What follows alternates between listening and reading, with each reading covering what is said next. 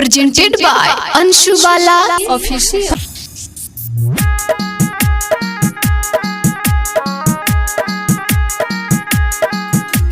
Music by Mohan Yadav. Mixed by Challu Raja. भीतरे जदि रहन रही घर न कबो बसी आस पड़ोस के बात हटा दे भतरे खुद तो रहसी। आज हमरो तनी कल दिन तोहरो आई सास ससुर के बात हटा दे बपवे दूर दूर आई कि यही तर नैन लड़ी तो कतई न चैन मिली कि यही तर नैन लड़ी कि कतई न चैन मिली।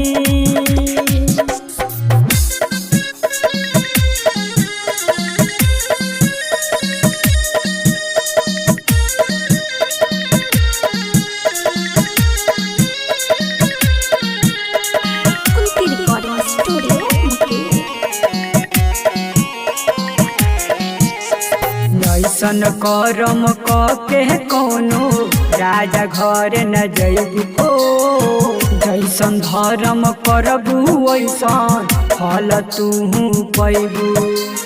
ऐसन करम के कोनो राजा घर न जइबू काटबू तारू एक दिन तोहरे काट के परी जितने आगे बढ़बू उतने आगे पड़े बड़ी कि यही तर नैन लड़ी तो कतई न चैन मिली कि यही तर नैन लड़ी तो कतई न चैन मिली।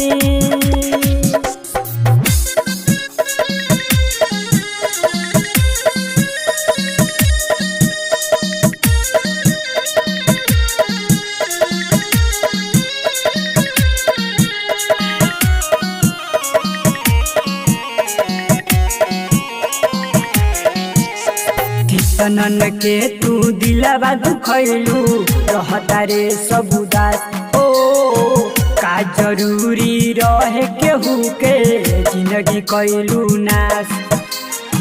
तनन के तू दिलवा दुखैलू रहता रे सब उदास।